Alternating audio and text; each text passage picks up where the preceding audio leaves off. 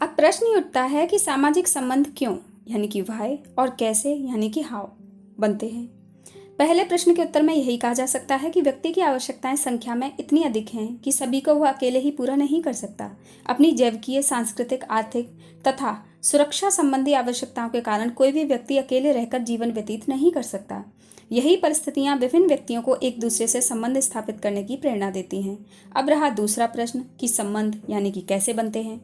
हम जानते हैं कि हमारे संबंध सभी लोगों से एक जैसे नहीं होते। हम किसी व्यक्ति से किस प्रकार के संबंध स्थापित करते हैं, ये हमारे सामाजिक मूल्यों यानी कि सोशल वैल्यूज़ पर डिपेंड करता है, निर्भर करता है। सामाजिक मूल्यों के अनुसार ही हम किसी स्त्री से माँ का संबंध रखते हैं तो किसी से पत्नी का संबंध, किसी से बहन का तो किसी से मित्रता का। इसी प्रकार अन्य स्त्रियों से हमारा संबंध शिक्षिका, पुत्री, भाभी, साली अथवा सेविका के रूप में हो सकता है। इस प्रकार सामाजिक संबंधों का निर्माण इस प्रकार पर भी निर्भर करता है कि हमारे सामाजिक मूल्य किस व्यक्ति से हमें कैसे संबंध स्थापित करने की अनुमति देते हैं। जब समाज के इन कायदे कानूनों अथवा सामाजिक मूल्यों में परिवर्तन होता है तब सामाजिक संबंधों की प्रकृति भी बदलने लगती है। इस दृष्टिकोण से डॉक्टर राधा कमल मुखर्जी का कथन है कि समाजशास्त्र को समझने के लिए सामाजिक मूल्यों का अध्ययन करना आवश्यक है। इस प्रकार यह निष्कर्ष निकलता है कि समाजशास्त्र का अध्ययन है। समाज क्या है? समाजशास्त्र का अध्ययन है। और समाज को समझने के लिए सामाजिक संबंधों के जाल को समझना आवश्यक है। ये भी है। सामाजिक संबंधों की प्रकृति को सामाजिक मूल्यों के अध्ययन द्वारा ही समझा जा सकता है। इस प्रकार संक्षेप में समाजशास्त्र सामाजिक मूल्यों से प्रभावित सामाजिक संबंधों का वैज्ञानिक अध्ययन है। गिलिन और गिलिन है, गिलिन एंड गिन्सबर्ग एंड हॉवहाउस और ग्रीन ने समाजशास्त्र की परिभाषा को दूसरा मोड़ दिया है। गिलिन के अनुसार व्यक्तियों के एक दूसरे के संपर्क में आने के फलस्वरूप उत्पन्न होने वाली अंतरक्रियाओं के अध्ययन को ही समाजशास्त्र कहा जाता है। गिलिन का विचार है कि यदि समाज को समझने के लिए समाजशास्त्र और समाज को समझने के लिए सामाजिक संबंधों का अध्ययन करना जरूरी है तो यह कार्य सामाजिक अंतरक्रियाओं यानी कि सोशल इंटरेक्शंस को समझे बिना नहीं किया जा सकता। जब कभी दो या दो से अधिक व्यक्ति अथवा समूह जागरूक होकर एक दूसरे के संपर्क में आते हैं और एक दूसरे के व्यवहारों को प्रभावित करते हैं तब इस दशा का नाम ही अंतरक्रिया यानी कि इंटरेक्शंस है। सामाजिक संबंधों का निर्माण इसी अंतरक्रिया के द्वारा होता है। जब संबंध ऐसे भी होते हैं जहां यह अंतरक्रिया नहीं पाई जाती, ऐसे संबंधों का समाजशास्त्र में अध्ययन नहीं किया जा सकता। उदाहरण के लिए, यदि किसी कमरे में एक व्यक्ति गहरी नींद में सो रहा है और एक चोर वहां से चोरी करके सामान ले जा रहा है तो वहां पर चोर और सोने वाले व्यक्ति में अंतरक्रिया न होने के कारण समाजशास्त्र में ऐसे संबंध का अध्ययन नहीं होगा। इसी प्रकार जादू के खेल में जादूगर और दर्शकों के बीच को भी सामाजिक संबंध नहीं कहा जा सकता। इसका तात्पर्य है कि समाजशास्त्र को सामाजिक अंतरक्रियाओं का वैज्ञानिक अध्ययन कहकर परिभाषित किया जाना चाहिए। इस आधार पर गिन्सबर्ग का अध्ययन है कि समाजशास्त्र मानवीय अंतरक्रियाओं तथा अंतर संबंधों, उनके कारणों और परिणामों का अध्ययन है। हॉवहाउस के शब्दों में समाजशास्त्र की विषय वस्तु मानव मस्तिष्क में उत्पन्न होने वाली अंतरक्रियाएं ही हैं। सिमेल के अनुसार समाजशास्त्र मानवीय अंतरक्रियाओं के स्वरूप का अध्ययन करने वाला विज्ञान है। तीसरी दृष्टिकोण मैक्स वेबर ने क्या कहा है? इनका विचार है कि सामाजिक संबंधों को समझने के लिए सामाजिक अंतरक्रियाओं को समझना ही पर्याप्त नहीं है। अंतरक्रियाओं का निर्माण वास्तव में सामाजिक क्रियाओं यानी कि सोशल एक्शन से होता है। इसलिए सामाजिक क्रियाओं को समझे बिना समाजशास्त्र को नहीं समझा जा सकता।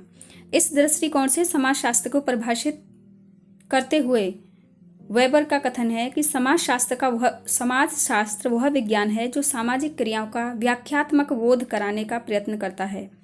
वेबर के अनुसार सामाजिक क्रियाएं ही व्यक्ति के व्यवहार और अंतर क्रिया की प्रकृति को प्रभावित करती हैं। इनका अध्ययन व्याख्यात्मक बोध के द्वारा किया जा सकता है। जर्मन भाषा के इस पद्धति को वेबर ने वॉस्टर्नहेन नाम दिया है।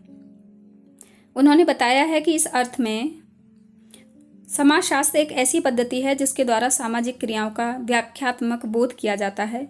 इस विचारधारा का समर्थन टॉलकॉट पार्सन्स ने भी किया है। पार्सन्स का तो यहाँ तक विचार है कि संपूर्ण सामाजिक ढांचे यानी कि सामाजिक संबंधों, समाज और सामाजिक व्यवस्था को क्रिया की धारणा द्वारा ही समझा जा सकता है। अब जॉनसन ने क्या कहा है? जॉनसन का कथन है कि समाजशास्त्र सामाजिक समूहों का विज्ञान है। That's all.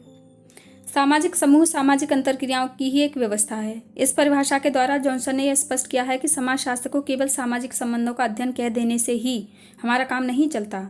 इसका कारण यह है कि सामाजिक संबंध बहुत साधारण भी हो सकते हैं, जैसे दो अपरिचित व्यक्तियों द्वारा एक दूसरे का अभिवादन करना, और बहुत घनिष्ठ भी हो सकते हैं, जैसे परिवार के सदस्यों द्वारा एक दूसरे की सहायता करना। यह संबंध सहयोगपूर्ण भी हो सकते हैं और विरोधपूर्ण भी हो सकते हैं। इस स्थिति में यदि सामाजिक संबंधों के अध्ययन को ही समाजशास्त्र कह दिया जाए तो हम किसी निश्चित निष्कर्ष पर नहीं पहुंच सकते। इसलिए अधिक अच्छा यह है कि समाजशास्त्र को हम सामाजिक समूहों का अध्ययन कहें। सामाजिक समूहों से जॉनसन का तात्पर्य है व्यक्तियों से नहीं, बल्कि व्यक्तियों के बीच उत्पन्न होने वाली अंतरक्रियाओं की व्यवस्था से है। स्वयं जॉनसन के शब्दों में, समाजशास्त्र के अंदर मनुष्यों में हमारी रुचि केवल वहीं तक है जहां तक वे सामाजिक अंतरक्रियाओं की व्यवस्था में भाग लेते हैं। इस प्रकार जॉनसन के अनुसार समाजशास्त्र में उन्हीं सामाजिक संबंधों का अध्ययन किया जाता है जो सामाजिक अंतरक्रियाओं के फलस्वरूप उत्पन्न होते हैं। दूसरे शब्दों में, अंतरक्रियाएं ही समूहों का निर्माण करती हैं और समाजशास्त्र इन्हीं समूहों का वैज्ञानिक अध्ययन है। जॉनसन की इस विवेचना से स्पष्ट होता है कि इन्होंने समाजशास्त्र को समूहों का अध्ययन कहने के बाद भी अप्रत्यक्ष रूप से यह स्वीकार किया है कि समाजशास्त्र सामाजिक अंतरक्रियाओं का व्यवस्थित अध्ययन है। उपर्युक्त सभी परिभाषाओं के आधार पर यह निष्कर्ष दिया जाता है कि समाजशास्त्र वह विज्ञान है जो सामाजिक संबंधों, सामाजिक संरचना तथा इनमें होने वाले परिवर्तन का व्यवस्थित अध्ययन करता है तथा सामाजिक संबंधों के विवेचन के लिए सामाजिक क्रिया, सामाजिक अंतरक्रिया और सामाजिक मूल्यों के अध्ययन को आवश्यक माना जाता है। फेयरचाइल्ड्स ने इन सभी परिभाषाओं का समन्वय करते हुए कहा है कि समाजशास्त्र मानव समूहों के पारस्परिक संबंध से उत्पन्न होने वाले तथ्यों का वैज्ञानिक अध्ययन है। यह व्यक्ति और मानवीय पर्यावरण के पारस्परिक संबंध का अध्ययन है। इस प्रकार समाजशास्त्र की वास्तविक विषय वस्तु सामाजिक संबंध ही है। E.W. स्टीवर्ट ने बहुत संतुलित शब्दों में समाजशास्त्र को परिभाषित करते हुए कहा है कि समाजशास्त्र एक ऐसा व्यवस्थित तथा वैज्ञानिक विषय है जो एक सामाजिक प्राणी के रूप में मनुष्य का, उसके समाज और विभिन्न समूहों का, उनकी प्रथाओं एवं संस्थाओं का तथा मनुष्य द्वारा विकसित उन सभी प्रक्रियाओं का अध्ययन करता है जो समाज को स्थिर बनाती हैं अथवा उनमें परिवर्तन उत्पन्न करती हैं। मानव एक सामाजिक प्राणी के रूप में समाज, संबंधों की व्यवस्था, सामाजिक समूह, अभियोजन की प्रक्रिया के रूप में सामाजिक मूल्य, व्यवहारों पर नियंत्रण से संबंधित सामाजिक अंतरक्रियाएं, सहयोगी तथा असहयोगी परिवर्तन की प्रक्रियाएं। इस परिभाषा से स्पष्ट होता है कि समाजशास्त्र वह वैज्ञानिक ज्ञान है जो समाज, सामाजिक समूहों, सामाजिक मूल्यों तथा सामाजिक प्रक्रियाओं से संबंधित प्रश्नों का अध्ययन करके सामाजिक जीवन को व्यवस्थित बनाने के लिए उपयोगी है। निष्कर्ष प्रदान करता है कि उपर्युक्त चित्र इसी कथन को सार रूप में स्पष्ट करता है। अभी इस चैप्टर में बचा है समाजशास्त्र का अध्ययन क्षेत्र। अभी हम इसके बारे में बात करेंगे। स्वरूपात्मक संप्रदाय, फॉर्मल स्कूल, और इसके बाद हम बात करेंगे समाजशास्त्र की विषय वस्तु। ये चैप्टर बहुत थोड़ा सा लंबा है। आज के लिए इतना ही।